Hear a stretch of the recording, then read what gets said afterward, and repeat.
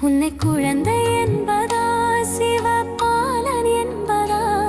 என்னை பார்த்து பார்த்து சிரிப்பதனால் பிள்ளை என்பதா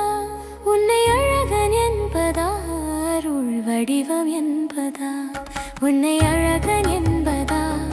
அருள் வடிவம் என்பதா சிவன்